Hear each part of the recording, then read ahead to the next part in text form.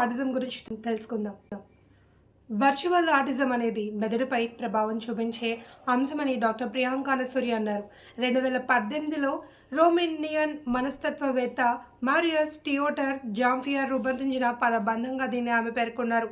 రోజుకి 4 గంటలు పైగా టీవీ, మొబైల్ స్క్రీన్లను చూసే 3 సంవత్సరాల లోపు పిల్లల్లో ఎక్కువగా ఇది కనిపిస్తున్నట్లు కనుగొన్నాడని తెలిపారు.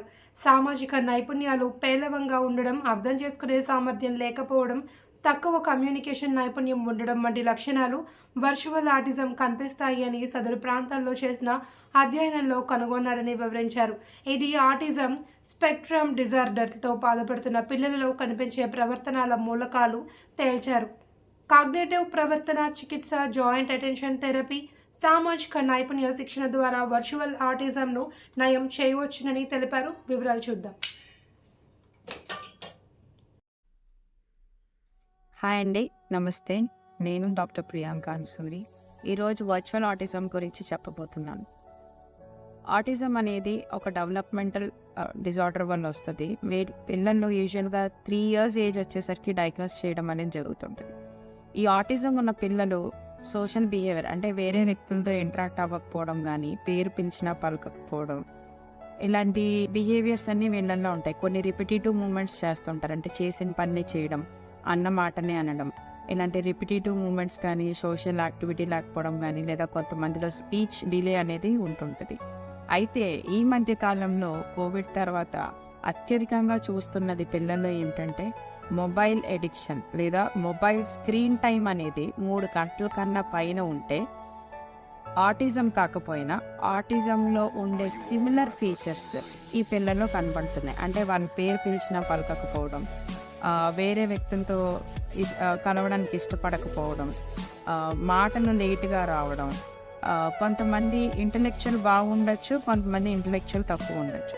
సో ఇలాంటి ఫీచర్స్ అన్నీ కూడా నార్మల్ పిల్లల్లో కూడా స్క్రీన్ టైం రోజుకి 3 గంటల కన్నా ఎక్కువ పరిధిలో కనుక చూస్తుంటే కనుక వాళ్ళల్లో ఈ స్పీచ్ డిలేస్ కానీ, సోషల్ బిహేవియర్స్ కానీ అబ్నార్మల్గా ఉండడం అనేది జరుగుతుంది. అయితే 3 ఏళ్ల వరకు మనం ఆటిజం అనేది కంప్లీట్గా డయాగ్నోస్ చేయలేం. ఆటిజం స్పెక్ట్రమ్ డిజార్డర్ అంటాం. సో ఈ వర్చువల్ ఆటిజం పిల్లలు కూడా ఆటిజం స్పెక్ట్రమ్ డిజార్డర్లోకి డయాగ్నోస్ చేయబడుతున్నారు. 3 years వచ్చాక కరెక్ట్గా వీళ్ళు ఆటిజమా కాదా అనేది తెలుసు. పిల్లల్లో 5 ఏళ్ళ వరకు బ్రెయిన్ డెవలప్మెంట్ అనేది అత్యధికంగా ఉంటుంది. అంటే బ్రెయిన్కి స్టిమ్యులస్ అనేది ఇవ్వడం జరిగితేనే వాళ్ళ బ్రెయిన్ గ్రోత్ అనేది జరుగుతుంది.